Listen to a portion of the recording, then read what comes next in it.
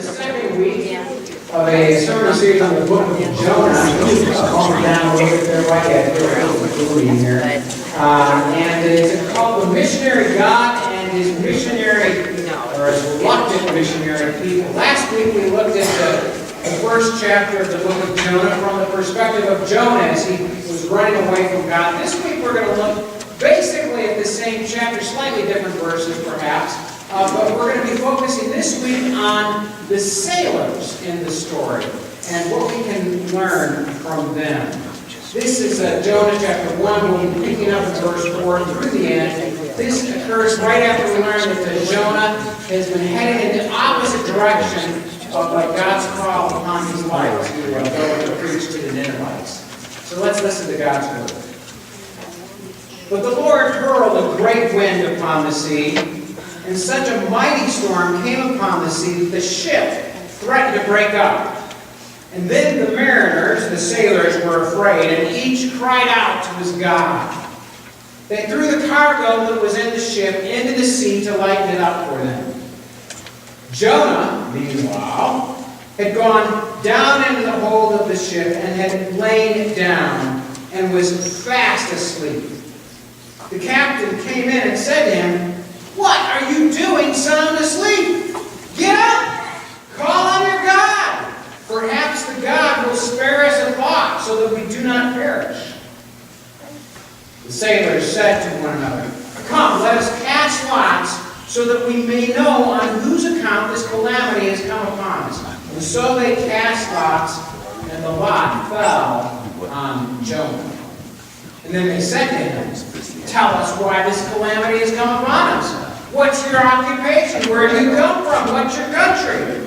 And what people are you?" "Hebrew," Jonah replied. "I worship the Lord, the God of heaven, who made the sea and the dry land."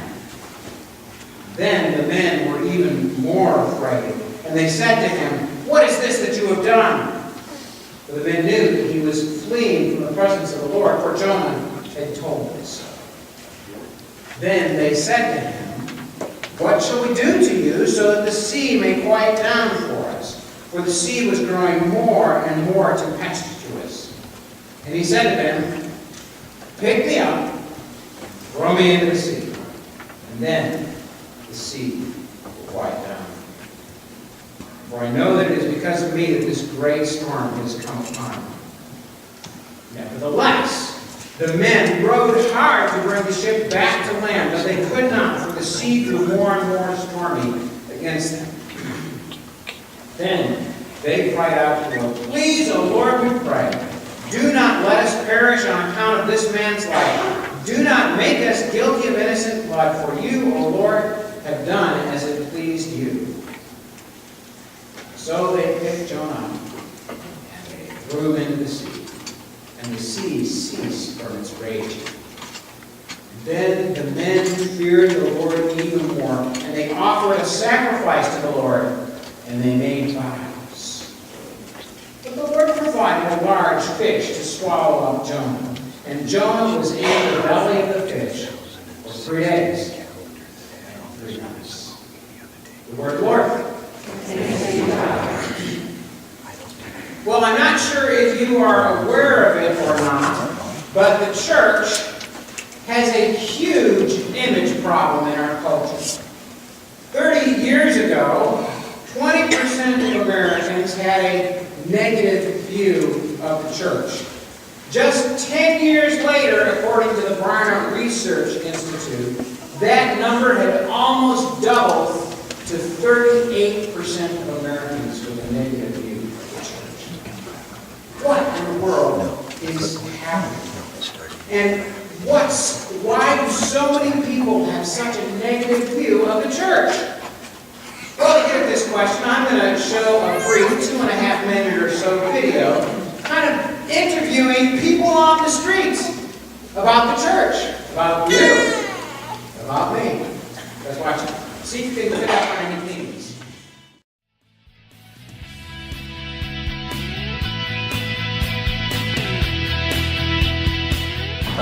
Christian church? Yeah. I feel that overall, they pretty much have, you know, their opinions that they've gotten over, you know, so many years. I sometimes look at the thought of the whole thought of Christianity, what it means, what it stands for, is a really great thing. The only problem is I think over the years people have kind of forgotten and lost touch. They're boring. I don't really think about that stuff much anymore. Judgmental. Yeah. Judgmental. You're not allowed to be in the church if you're that way. Strict, rigid. I sometimes feel as though my morals are probably a little bit in higher standards than some people that I've seen that go to church. Biased. They're just really judgmental of people that do stuff that they don't believe in. Probably that they're, you know, pretty prejudiced against different groups of people and stuff. Anti-gay. That they never make mistakes, that they're always perfect. judgmental of other people. If you're not a Christian, or like any religion, and to me, it doesn't matter if it's Christian or Jewish or Muslim, that if you're not us, then you're not okay. Do you go to church, right? No. Do you go to church? Or No, are you... I don't. Like for myself, I'm a painter. I draw, I paint, things like that, artist. For me, spirituality lies within my art, not within a building full of people that most likely are a bunch of hypocrites. So do you go to a church? Not regularly. I go to churches, but not a specific one regularly. Do you go to church or anything like that, attend any? So your reasons for not being a part of it is? I just grew out of it. My parents gave me an opportunity to, like, you know, go to school and see if I'd still attend church or not, and I don't know. I just didn't find the need to. It's a lot of propaganda. I don't like the condemnation of it all, the sin on the soul. I don't really agree with that. Well, basically, that you're going to burn in hell if you don't agree with the same teachings that I believe. However, I've been kind of reconsidering going, actually, because I'm going through a hard time right now with the breakup and everything.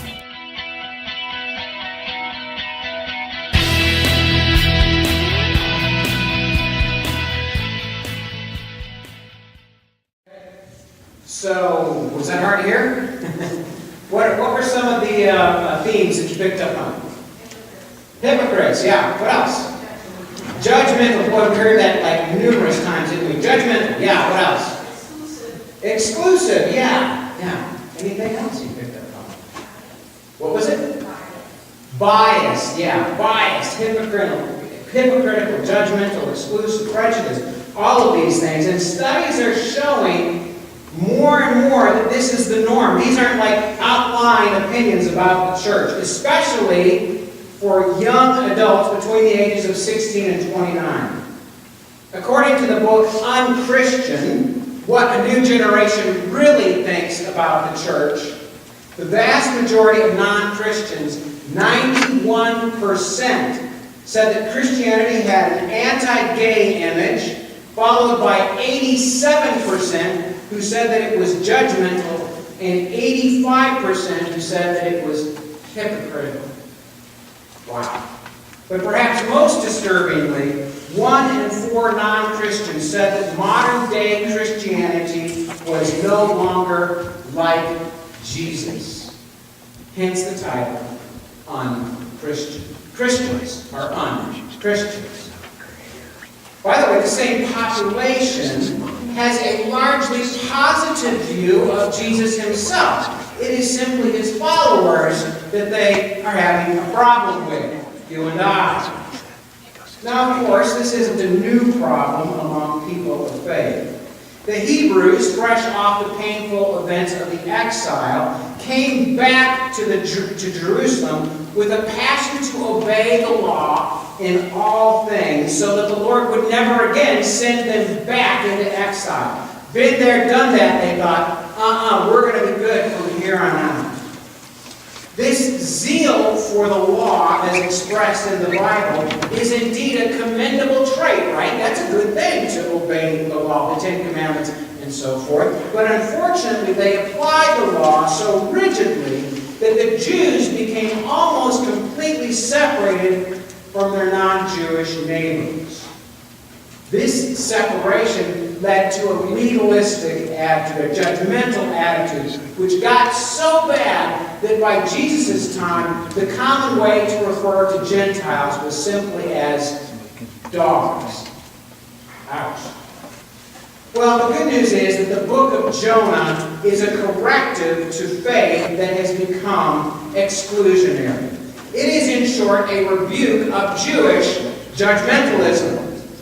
Notice, for instance, who comes off looking good and who comes off looking bad in our passage. It's the supposedly pagan, unspiritual pagans who come off looking good, not the supposedly pious Jonah.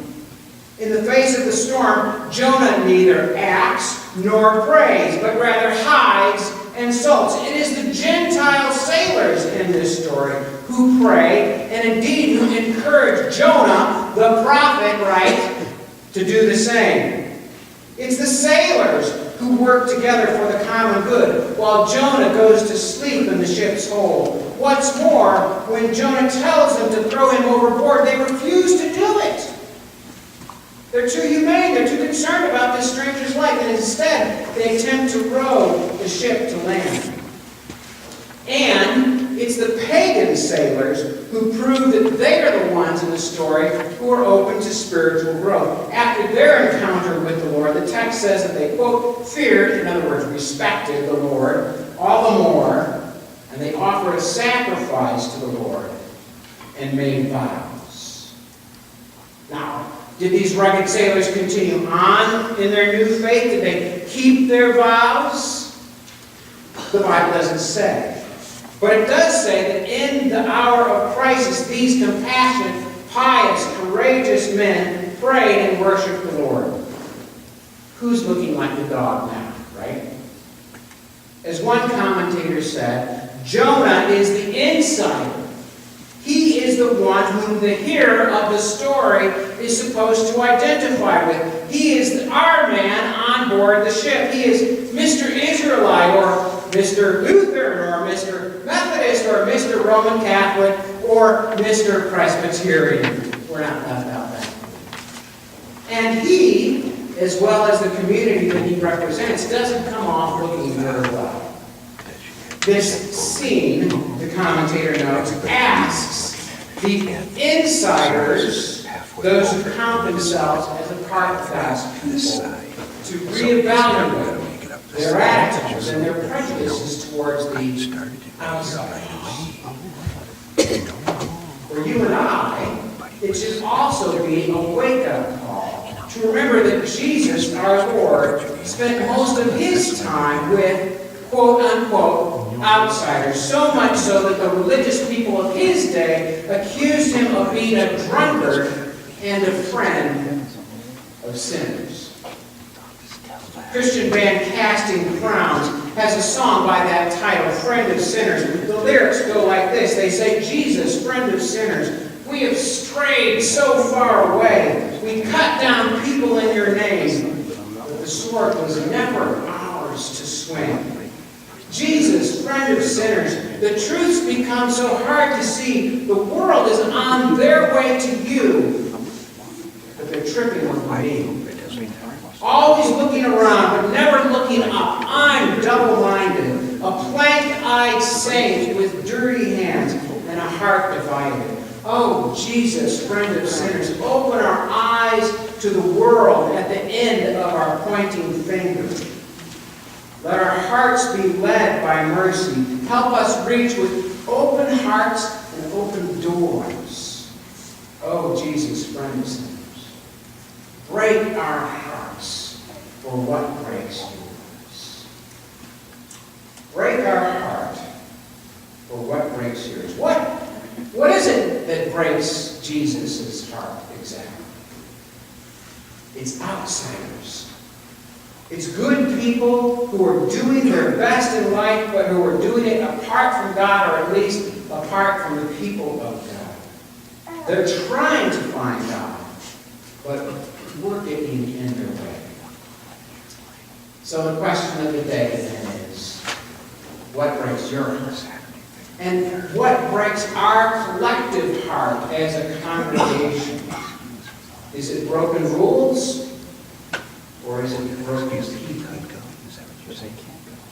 Today, you may have noticed, we are going to be ordaining our new elders and deacons in the church. And so here's my charge to these new leaders, as well as all of us. The charge is this: as you lead, don't forget the outsider. That's the charge. When you make decisions, leaders, don't just think about the members of our church. Yes, think about them. Certainly, we are important. I'm not denying that. But think also of those outside of our walls. Ask how every decision and every action taken will affect their ability to find God through our life together. And if, new leaders, if you find obstacles that are making it harder for outsiders to get inside the church, then for God's sake, in Jesus' name, remove the obstacle, please. Would you do that? And all of us should always be keeping an eye out for those on the outside or on the periphery of the church. In your body and soul fitness classes, for those who are in classes, always look for the newcomer, will you?